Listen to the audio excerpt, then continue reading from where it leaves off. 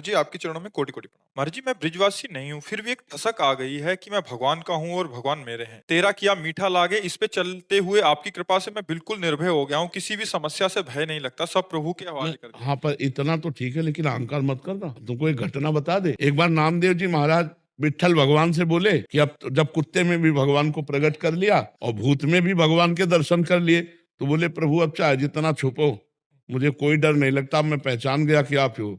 तो विट्ठल भगवान मुस्कुरा दिए और वो समझ नहीं पाए। तो आंगन में बैठकर कीर्तन करते थे। मन में आया कि यार यहाँ बहुत लोग दर्शनार्थी आते, मंदिर के पीछे चलते। वहां गए तो 10-5 लड़के कबड्डी खेलने लगे। तो उनका चलो यहाँ से चलते हैं नदी के किनारे। तो जब नदी के किनारे वहां जाकर आंख मूंद के विट्ठल विट्ठल विट्ठल कीर्तन शुरू किया, तो इतनी देर में घर घर घर घर बैलगाड़ी और फिर तंबू तनने लगे। नामदेव जी ने कहा कि आज क्या है, जहां बैठता हूँ वही भजन में विघ्न पड़ जाता है। ये तंबू तुम्हें गाड़ना है, चलो उधर गाड़ो जाके। जो स्त्री थी ना, उस गड़ासा ऐसे टेके गड़ासा लिए और पति से कहा पकड़ इसको, बाल भोग बहुत बढ़िया बनेगा, इसको काट के अभी हम छौंकते हैं। अभी नामदेव जी का यहाँ तो समस्या आ गई। नामदेव जी धोती समेटे भागे, पीछे उसका पति और वो गड़ासा लिए काफी दूर दौड़ा। नामदेव जी भाग के मंदिर में गए। भगवान ने कहा क्या हो गया? बोले प्रभु बचा लिए, आज आप नहीं बाल भोग बन जाता है वहां। बोले क्या हुआ? अरे बोले पता नहीं कौन लोग थे गार्ड। बोले हम ही तो थे, रुक्मिणी जी हम ही थे। तुम कह गए थे ना कि हम पहचान लेंगे, तो हम और रुक्मिणी जी थे। अरे सोई जाने जय देव जलाई, अगर भगवान न जलाना चाहे तो तुम जान ही नहीं सकते हो। अहंकार कभी करना नहीं। और बहुत अच्छी बात है कि आप सतमार्ग पे चल रहे हो, पर इसका अहंकार न, सदैव ध्यान रखना। ये भगवान की अहेतुकी कृपा से ऐसे लाभ मिलते हैं, तो उनकी कृपा पर उनकी जय जय करनी है, उन्हीं की जय जय करनी है। कभी ये नहीं सोचना कि हम श्रेष्ठ हो रहे हैं। जितना अमानी बनते जाओगे उतने महान होते जाओगे। ये मार्ग ऐसा है, अपने को जितना नीचा बनाते जाओगे उतने ऊंचे होते चले जाओगे। तृणादपि सुनीचेन, यहाँ तक कि अपने को तिनके से भी नीच मानना है। समय मानप्रद आप हम, ठीक है। राधे राधे महाराज जी। महाराज जी, मैं यूट्यूब के माध्यम से आपको ऑस्ट्रेलिया में सुन रहा हूँ। आपके द्वारा द्वारा मार्गदर्शन जो करते हैं उसका पूर्ण रूप से पालन करने की कोशिश करता हूँ। महाराज जी, मेरा एक संशय है। गीता में कहा है कि आत्मा अजर अमर है, ना उसे जलाया जा सकता है, ना काटा जा सकता है, ना गीला किया जा सकता। लेकिन गरुड़ पुराण में नरक में आत्मा को गर्म तेल में तलने और काटने की बात कही गई है। ऐसे में कौन सा? नहीं, उसको समझना है। जो गीता जी में कहा नैनम छिन्दन्ति शस्त्राणि नैनम दहति पावकः न चैनम क्लेदयन्त्यापो न शोषयति मारुतः, वो सच्चिदानंद आत्म स्वरूप को कहा गया है। और जो गरुड़ पुराण में आत्मा संबोधन किया गया, वो अंतःकरण के अहम धर्म को, अंतःकरण में मन बुद्धि चित्त अहंकार, वो जो अहंकार है, एक जो शुद्ध मैं है वो ब्रह्म तत्व है। जो मैं है वो ब्रह्म तत्व है। जो मैं के साथ लग करके क्रियाएं हुई हैं वो अंतःकरण का अहंकार है। तो अंतः स्थूल शरीर तो यही छूट जाता है। अंतःकरण चतुष्टय और इंद्रियां और वो आत्म तत्व उसके साथ वहीं जाता है नरक में।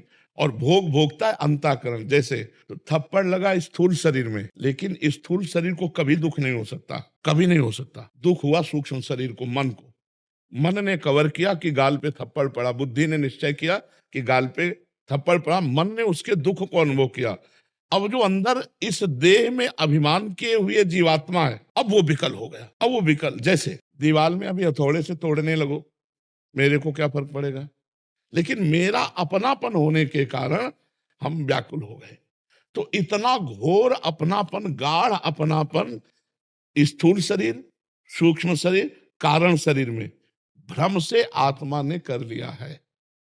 अब जब इनको जलाया जाता है तो उसको भारी दुख होता है। जैसे यहां स्विच हो, अभी भारी कष्ट महसूस होगा। और यहां शून्य कर दो, गड़ासे से तिल तिल काट दो, कोई कष्ट नहीं होगा। क्यों?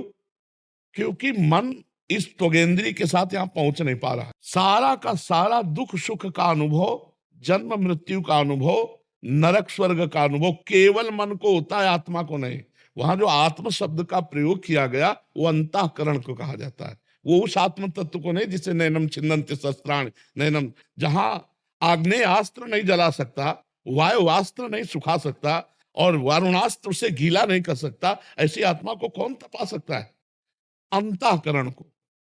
जैसे स्वप्न में आपको किसी ने पकड़ा और गड़ासे से काटना शुरू किया, क्या आपको लगता है मैं स्वप्न में हूं? आपको ऐसे ही लगता है कि बिल्कुल काटा जा रहा हूं। बिल्कुल वैसे ही भय लगेगा जब गड़ासा उठाएगा। अगर जगा दिया जाए तो हंस दोगे कि नहीं? तो क्या उस समय तुम अनुभव नहीं कर रहे थे कि तुम्हें मारा जा रहा है? जो सपने सिर काटे कोई और बिन जागे दुख दूर न, ये सब स्वप्न है। उमा कहूं मैं अनुभव अपना, भगवान शिव का अनुभव, सत हरि भजन ये जगत सब सपना, आ ब्रह्म स्तंभ पर्यंतम सर्वम मायामयम जगत। तो नरक भी सपना, स्वर्ग भी सपना, मृत्यु लोक की हर क्रिया सपना। जे ही जाने जग जाए हेराई, जागे जथा स्वपन भ्रम जाई। लेकिन स्वाप्निक पुरुष जो पिट रहा है, उस समय उससे कहो तुम पिट नहीं रहे हो, तो कहेगा पागल है, यहाँ नस नस पीड़ा दे रही, और उसे केवल जगा दो तो खुद कहेगा नहीं मैं पिट नहीं रहा था, ये तो भ्रम था। ऐसे ही अज्ञान की धरा में मोह निशा सब सोव निहारा, देखे स्वपन अनेक प्रकार। ये मोह के कारण ही नरक स्वर्ग और ये सारा खेल है। मोह गए बिनु राम पद होई न दृढ़ अनुराग। मोह नष्ट हो जाए तो अभी आप देखोगे ना कोई यहाँ स्वर्ग है, ना नरक है, ना सत है, ना असत है, एकमात्र भगवान विराजमान है। समझ रहे? एकमात्र भगवान, ये सत असत का भेद नहीं। देखो गोस्वामी जी ने जाना, सिय राम मैं सब जग जानी, करो प्रणाम जोरी जुग पानी। सब सिया राम है। और हमें क्या दिखाई दे रहा है? स्त्री पुरुष जड़ चैतन्य, अच्छा बुरा दिखाई दे रहा है ना। तो अभी हम सो रहे हैं, अभी हम स्वाप्निक पुरुष हैं। जब जग जाएंगे तो केवल राम में, श्याम में। गोपी जन कहते जित देखो तित श्याममयी, मैं जिधर देखती हूँ उधर श्याम सुंदर दिखाई देते हैं। तो नरक में जो वर्णन है कष्ट का, वो अंतःकरण रूपी आत्मभाव का है, ना कि आत्म तत्व का है। आत्मभाव माने होता है अपनापन। अपनापन करके शरीर को जो जो पाप के, शरीर तो यहीं रह गया, लेकिन वो अंदर की मशीन तो पूरी जा रही ना। अंतःकरण, इंद्रियां और स्वभाव, कारण शरीर और सूक्ष्म शरीर, वो जाके वहां यातना देह मिलता है और कष्ट भोगता है। कारण शरीर, सूक्ष्म शरीर, जहाँ के स्वर्ग में उसे देव देह मिलता है, वहां सुख भोगता है। कारण शरीर और सूक्ष्म शरीर आके यहाँ मानव देह मिलता है, फिर क्रियाओं में लग जाता है। वो यात्रा बंद करने के लिए जब तक ज्ञान नहीं होगा, जब तक भगवत भक्ति नहीं करोगे, ये दो ही मार्ग प्रशस्त हैं, जिनमें तत्वबोध होने पर जीवन मुक्त या भगवान के चरणों का साक्षात्कार होने पर जीवन मुक्त। मम दर्शन फल परम अनुपा, जीव पाओ निज सहज स्वरूपा। सहज स्वरूप कौन सा? जो शंकर सहज स्वरूप समारा तो लाग समाधि अखंड पारा, वही आपका स्वरूप है। समझ पाए आप? अभी समझ पाए? भगवत गीता के अनुसार मृत्यु अंत नहीं है, तो क्या मृत्यु का भय उचित है? हमें मृत्यु का करना भय जानते हो कैसा होता है? कैसा होता है? पत्नी का दुलार, पुत्र का दुलार, रुपया का अहंकार, घर मकान की प्रीता, यह है मृत्यु का दुख, और कोई मृत्यु का दुख नहीं।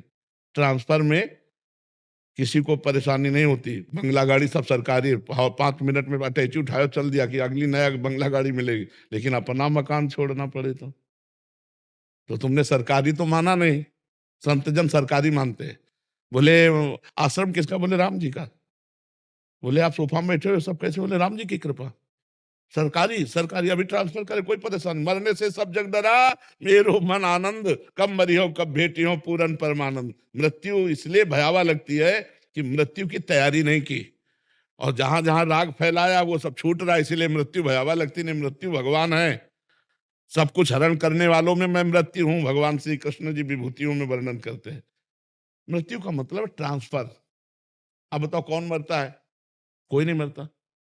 पंचभूत पंचभूतों में मिल जाते, अंतःकरण जीव के साथ अपने कर्मानुसार चला जाता। हमारा कौन? कुछ नहीं। ट्रांसफर। नया कपड़ा पहनने को मिला, पुराना उतार दिया। आपको ये नया मानव जीवन मिला, अब आपने इसे पुराना तो किया नहीं। पुराना तब माना जाएगा जब आपने भगवान के दासत्व को प्राप्त कर लिया। तो जब भगवान के दास भाव को प्राप्त हो रहे तो मनुष्य शरीर छोड़ने में कोई परेशानी नहीं है। जैसे बड़े गजराज के गले से फूलों की माला टूट कर गिर जाए उसे पता ही नहीं चलता, ऐसे भगवान के भजन करने वाले को शरीर छूटने के समय कोई कष्ट नहीं होता। नहीं तो जन्मत मरत दुषा दुख हो रही। तो ये दुषा दुख है कि हमारी प्यारी पत्नी छूट रही है, पुत्र छूट रहा है, मकान, बैंक बैलेंस सब छूट रहा है। जहां मर के जाना है कोई पता नहीं कहाँ जाना है। अब भय नहीं लगेगा तो और क्या लगेगा? तो मृत्यु अंत नहीं है, तो मृत्यु से भय इसलिए लगता है कि ये हमारा राग जो फैला हुआ है, और भगवान के भक्तों का भगवान में राग होता है, हमें पता है हमें कहाँ जाना है, हमारे पास पास है, अब हमें कोई डर नहीं, हमें अपने प्रभु के पास जाना है ना। प्रभु हमारे आएंगे मृत्यु रूप में लेने के लिए, और कोई थोड़ी मृत्यु आएगी, प्रभु आएंगे तो क्या डर लगे, अपने प्रभु से क्या डर लगे। नरसिंह भगवान से दुनिया डर रही थी, प्रहलाद जी डरे क्या, दौड़ के जाके गोद में बैठ गए प्रभु के। तो मृत्यु हमारे भगवान है, कोई और नहीं है। और मृत्यु किसी की नहीं होती, ट्रांसफर होता है, परिवर्तन होता है। समझ में आ रहा है?